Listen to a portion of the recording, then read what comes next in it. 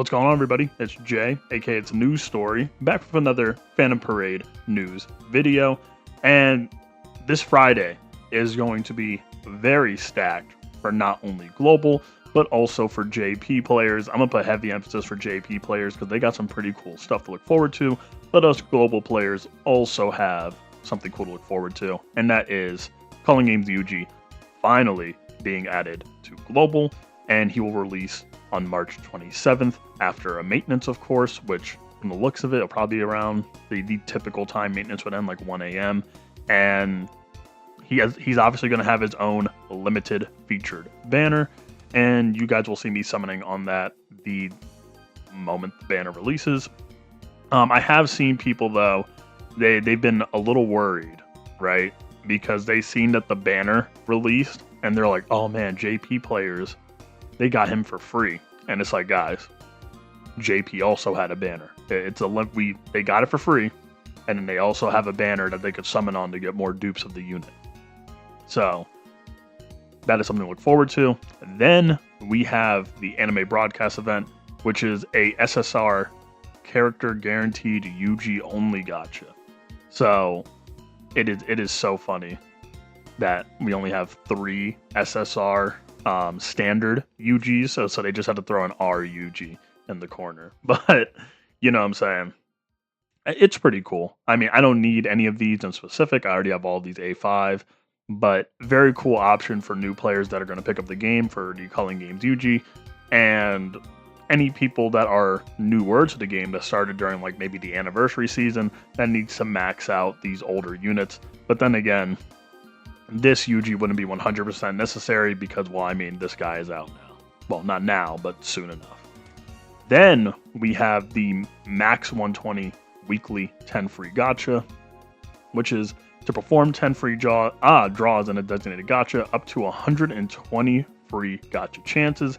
In addition, after accumulating 100 draws, you can exchange for 1 SSR character from a selected pool. So I guess it's just going to be like a guaranteed pity of sorts for whatever standard banner unit or rec bit that you would like. And for me, I'm on the verge of hitting A5 on Green Nobara, so I might as well do that. Or I might A5 my Kamo or invest in my Muda, who knows. We'll see when we get there. Then we also have a story event. So for the people that be saving their AP packs, get ready to farm. I am going to be farming my life away on this event, getting my maps up, same way that happened with the Gojo event. But we got to go to the new stuff, and oh my. Everybody knew this was coming. At least everybody that is like in the community knew this was going to arrive. But we didn't expect it to look this cool. This art is stunning. The card art, it just impresses me more and more with every new unit release. We have also the preview for the unit as well. We might as well just watch it here. I already watched it when I was at work earlier. Let's just watch it again together. 40 CE and 30. Brother has some very heavy investment skills. But he also starts with like 70 curse energy. Impact frames on Rika and YUTA. We begin the budget increase. Now, the only thing that's a little disappointing about this, and it should have been expected as is, but this YUTA is a limited unit, and so is this YUJI. Now, there is no confirmation at the moment that I'm recording this that this YUTA is going to be free, like Culling Games YUJI. If he was, that'd be cool, but I'm not sure, and I doubt that they would give 2 limited free-to-play units back-to-back. But if some of that proved me wrong, I would be greatly surprised and pretty happy. But other than that, the unit looks really, really cool. We'll go over his kit after we look at the rest of the news. And then we have the SSR Guaranteed Gacha event. This is a paid banner, I'm pretty sure. And you can have a guaranteed SSR up to your object. Now that's cool, but it doesn't look like a selector. It just looks like an SSR character is guaranteed. And out of all of the paid SSR guaranteed banners, this one is one of the worst. mainly just due to the fact that it's not a selector, so you can't choose like 3 SSRs and pray to get the one that you'd want. It's just, you gotta hope. You gotta hope that you get something cool, because it's not just these. It is standard, every standard banner unit all the way up to Urame.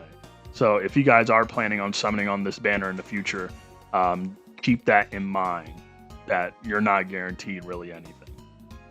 Then on top of that, they have a web exclusive shop value gacha. So they have a 3,000 paid cubes and 3,000 free cubes in one go. So you purchase, 3,000 paid cubes, and it also has 3,000 free cubes to come in it, 6,000 cubes in total. Very nice stuff. I like that. YUTA also, in the looks of it, I mean, this is just another preview, but it looks like he has a story event as well. Yeah, they announced it right over here. He also has his own story event, which was also leaked, by the way.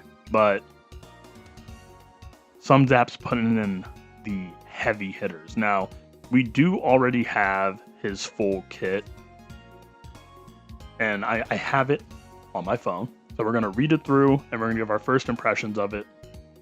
Now, first things first, his skill 1, obviously, like how most previews in this game goes, there isn't a recording for it at the moment.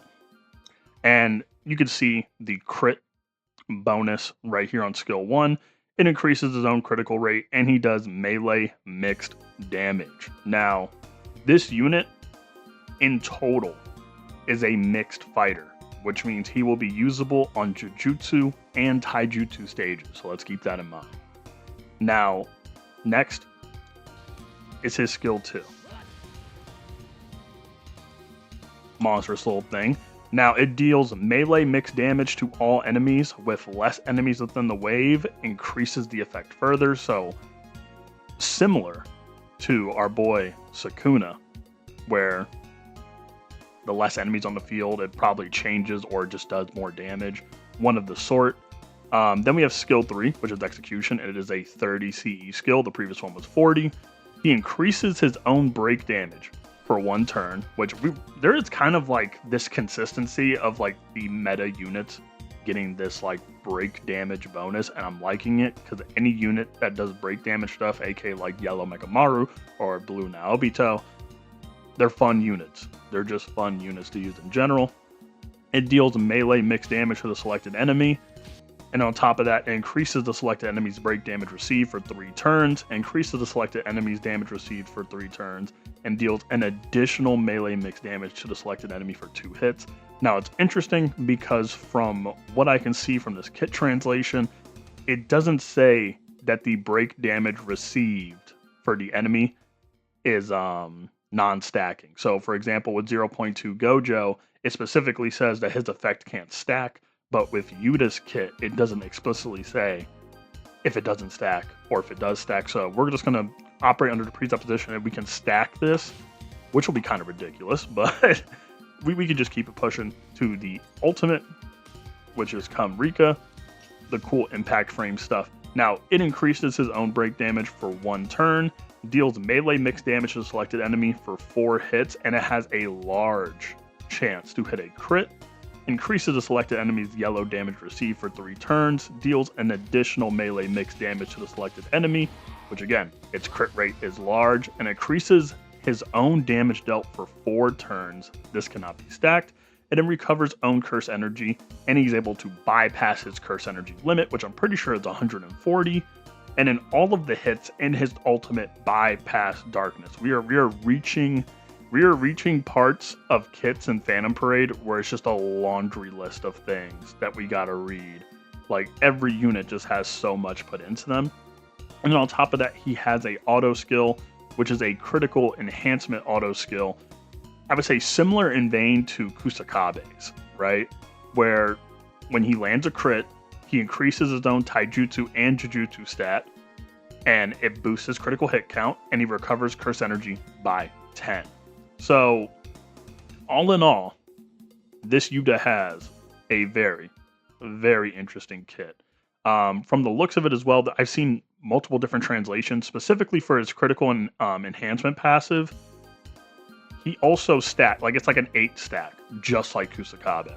and the max is 90%, right? Which is really crazy to think about because, as y'all know from previously, for example, on Floor 84, where like you had to struggle through with some teams before Kusakabe, after Kusakabe came out, now teams are body slamming like the hardest content in the game that takes buffs with him because of just that broken critical hit enhancement passive. And since this YUTA has large chance to crit on a fair bit of moves, you're going to be building up that passive like nothing. His ult is also 1,558 from the looks of it. And we're going to try and see if, yeah, for example, that's like a Sukuna ult, right?